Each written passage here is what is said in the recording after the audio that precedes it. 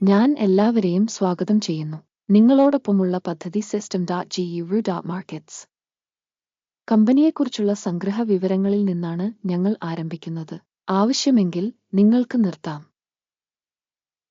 നിങ്ങൾക്ക് കോർപ്പറേഷന്റെ എല്ലാ പാരാമീറ്ററുകളും വിശദമായി പരിശോധിക്കാം. കമ്പനിയുടെ പ്രധാന സൂചകങ്ങൾ ഞങ്ങൾ പരിശോധിക്കും. ThredUp Inc. Ticker TDUP.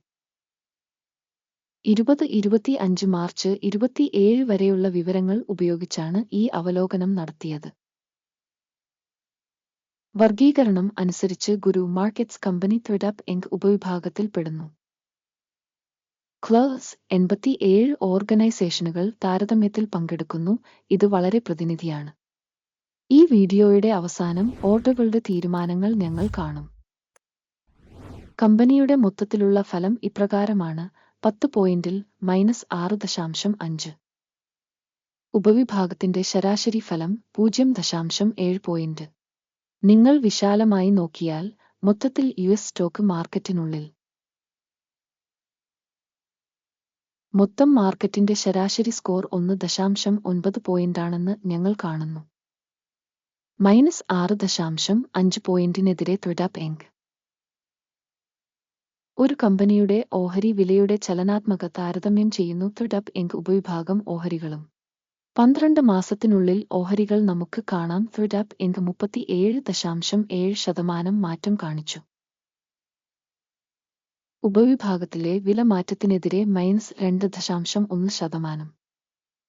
ഇത് വ്യക്തമായി ഒന്നും സൂചിപ്പിക്കുന്നില്ല, എന്നാൽ ഈ വസ്തുത മനസ്സിൽ സൂക്ഷിക്കേണ്ടത് ആവശ്യമാണ്. കോർപ്പറേഷന്റെ വിപണി മൂലധനം ThredUp Inc. $0.31 ബില്യൺ ആണ്. $526 ബില്യൺ ഉപവിഭാഗത്തിന്റെ വിപണി മൂലധനം. ThredUp Inc. 0.058% ഓഹരിയുണ്ട്. ഉപവിഭാഗത്തിലെ വളരെ ചെറിയ കമ്പനികളിൽ ഒന്നാണ്. കമ്പനിയുടെ ബാലൻസ് ഷീറ്റ് മൂലധനം $0.4 ബില്യൺ ആണ്. ഉപവിഭാഗത്തിന്റെ ബാലൻസ് ഷീറ്റ് മൂലധനം $101 ബില്യൺ ആണ്. ThredUp Inc. 0.035% വിഹിതം ഉൾക്കൊള്ളുന്നു. വിപണിയുടെയും ബാലൻസ് ഷീറ്റ് ക്യാപിറ്റലൈസേഷന്റെയും അധിനിവേശ ഓഹരികൾ താരതമ്യം ചെയ്യുന്നതിലൂടെ നമുക്ക് ഇനിപ്പറയുന്നവ കാണാൻ കഴിയും. പങ്കിടുക. ThredUp Inc. ഒരു ഉപവിഭാഗത്തിൽ മാർക്കറ്റ് മൂല്യം വിലയിരുത്തുമ്പോൾ 0.058%.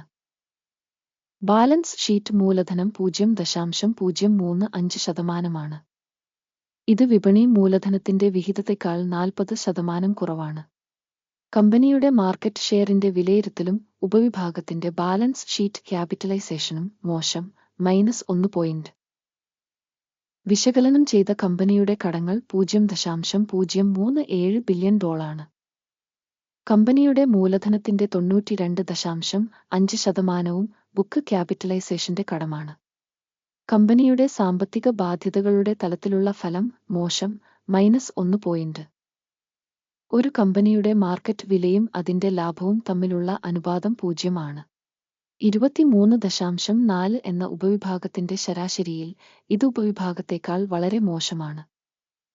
ഉപവിഭാഗത്തിലെ കമ്പനികളുമായി താരതമ്യപ്പെടുത്തുമ്പോൾ കമ്പനിയുടെ വിപണി വില അതിന്റെ ലാഭത്തിലേക്കുള്ള വിലയിരുത്തൽ വളരെ മോശം, -2 പോയിന്റ്. കഴിഞ്ഞ 12 മാസത്തെ ലാഭം -$77 മില്യൺ. അടുത്ത 12 മാസത്തെ ഭാവി വരുമാനം അജ്ഞാതമാണ്. ഇത് കമ്പനിക്ക് ദോഷകരമാണ്. ഉപവിഭാഗത്തിലെ കമ്പനികളുമായി താരതമ്യപ്പെടുത്തുമ്പോൾ പ്രവചിക്കപ്പെട്ട ഭാവി ലാഭത്തിന്റെ വിലയിരുത്തൽ മോശം, -1 പോയിന്റ്. കമ്പനിയുടെ വിലയും വരുമാന അനുപാതവും 1 ആണ്. ഉപവിഭാഗത്തിലെ ശരാശരി 1.4 ആണ്. ഇത് ഉപവിഭാഗത്തേക്കാൾ 29% കുറവാണ്. ഉപവിഭാഗത്തിലെ സൂചകങ്ങളുമായി താരതമ്യപ്പെടുത്തുമ്പോൾ അതിന്റെ വരുമാനത്തിലേക്കുള്ള മാർക്കറ്റ് മൂല്യത്തിന്റെ സൂചകങ്ങളുടെ വിലയിരുത്തൽ നല്ലത്, 0.5 പോയിന്റ്. കഴിഞ്ഞ 12 മാസത്തെ വരുമാനം $300 മില്യൺ ആണ്. അടുത്ത 12 മാസത്തേക്കുള്ള ഭാവി വരുമാനം അജ്ഞാതമാണ്. ഇത് കമ്പനിക്ക് വളരെ മോശമാണ്. ഉപവിഭാഗത്തിലെ സൂചകങ്ങളുമായി താരതമ്യപ്പെടുത്തുമ്പോൾ കണക്കാക്കിയ ഭാവി വരുമാന സൂചകത്തിന്റെ വിലയിരുത്തൽ മോശം, -1 പോയിന്റ്. വിൽപ്പന മാർജിൻ -25.7%, ഉപവിഭാഗത്തിന് ശരാശരി 5.8%. ഉപവിഭാഗ ശരാശരിയും കമ്പനിയുടെ പ്രകടനവും തമ്മിലുള്ള വ്യത്യാസം 31.5%. ഉപവിഭാഗത്തിലെ കമ്പനികളുടെ സൂചകങ്ങളുമായി താരതമ്യപ്പെടുത്തുമ്പോൾ വിൽപ്പന ലാഭത്തിന്റെ വിലയിരുത്തൽ സഹിക്കാവുന്നത് -0.5 പോയിന്റ്. ഉപവിഭാഗത്തിലെ ജീവനക്കാരുടെ എണ്ണം അനുസരിച്ച് കമ്പനിയുടെ വിഹിതം 0.096%. ഇത് വിപണി മൂലധന വിഹിതത്തിൽ 66% വർധനവാണ്. ഈ വസ്തുത കമ്പനിയുടെ വിപണി മൂല്യം തമ്മിലുള്ള പൊരുത്തക്കേട് കാണിക്കുന്നു. ThredUp Inc. കൂടുതലും കുറച്ചു കാണുന്നതിലേക്കാണ്. കമ്പനിയിലെ ഓരോ ജീവനക്കാരന്റെയും മൂലധനം $188,000. ഉപവിഭാഗത്തിന് ഇത് $307,000. ഉപവിഭാഗത്തിന്റെ ശരാശരിയും സ്ഥാപനത്തിന്റെ പ്രകടനവും തമ്മിലുള്ള വ്യത്യാസം 38.8%. ഉപവിഭാഗത്തിലെ കമ്പനികളുടെ സൂചകങ്ങളുമായി താരതമ്യപ്പെടുത്തുമ്പോൾ ഒരു ജീവനക്കാരന് വിപണി മൂലധനത്തിന്റെ അളവ് വിലയിരുത്തൽ നല്ലത് 0.5 പോയിന്റ്. കമ്പനിയിലെ ഓരോ ജീവനക്കാരന്റെയും ലാഭത്തിന്റെ അളവ് -47.2 ഉപവിഭാഗത്തിൽ ശരാശരി $13.2. ഉപവിഭാഗത്തിന്റെ ശരാശരിയും കമ്പനിയുടെ പ്രകടനവും തമ്മിലുള്ള വ്യത്യാസം 259%. ഉപവിഭാഗത്തിലെ സൂചകങ്ങളുമായി താരതമ്യപ്പെടുത്തുമ്പോൾ ഓരോ കമ്പനി ജീവനക്കാരന്റെയും ലാഭത്തിന്റെ അനുമാനം സഹിക്കാവുന്നത് -0.5 പോയിന്റ്. ഒരു ജീവനക്കാരന്റെ കമ്പനിയുടെ വരുമാനം $184,000 ആണ്. ഉപവിഭാഗം പ്രകാരം $227,000. ഉപവിഭാഗ ശരാശരിയും കമ്പനിയുടെ പ്രകടനവും തമ്മിലുള്ള വ്യത്യാസം 23%.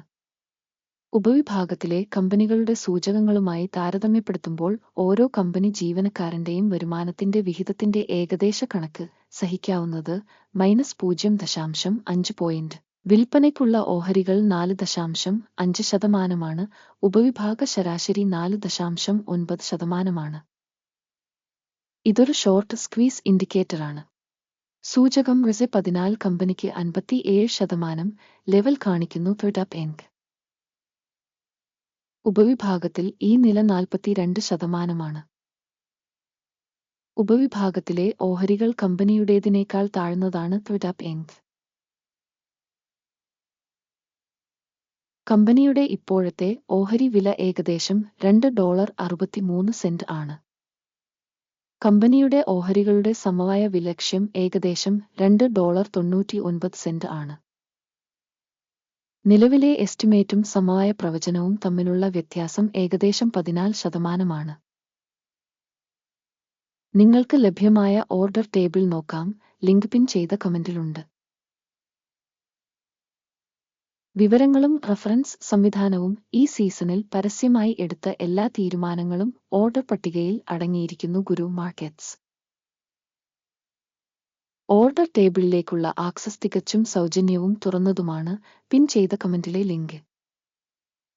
സെക്യൂരിറ്റി മൂല്യനിർണ്ണയത്തിന്റെ ഫലമായി ThredUp Inc.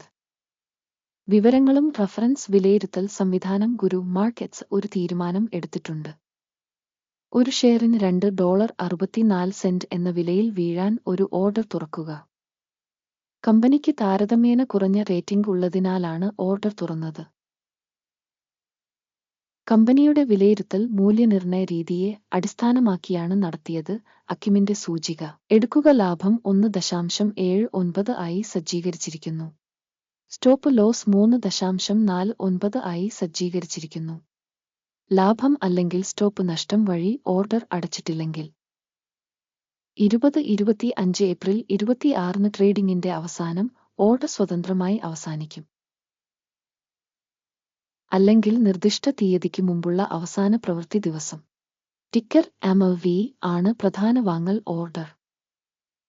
പ്രധാന ഇടപാടിന്റെ വീഡിയോ ഇതിനകം ഈ ചാനലിൽ പ്രസിദ്ധീകരിച്ചിട്ടുണ്ട്. ഓർഡറുകളിലൊന്ന് അടയ്ക്കുമ്പോൾ അടിസ്ഥാന അല്ലെങ്കിൽ ബാലൻസിംഗ്. രണ്ടാമത്തെ ഓർഡർ യഥാർത്ഥ വിലയിൽ നിശ്ചയിച്ചിരിക്കുന്നു. ഈ വീഡിയോ കാണുന്നതിനും വിവരങ്ങളും റഫറൻസ് സംവിധാനവും ഉപയോഗിച്ചതിന് എല്ലാവർക്കും നന്ദി. ഗുരു മാർക്കറ്റ്സ് നിങ്ങൾ ലോകത്തിലെ ഏറ്റവും മികച്ച പ്രേക്ഷകരാണ്.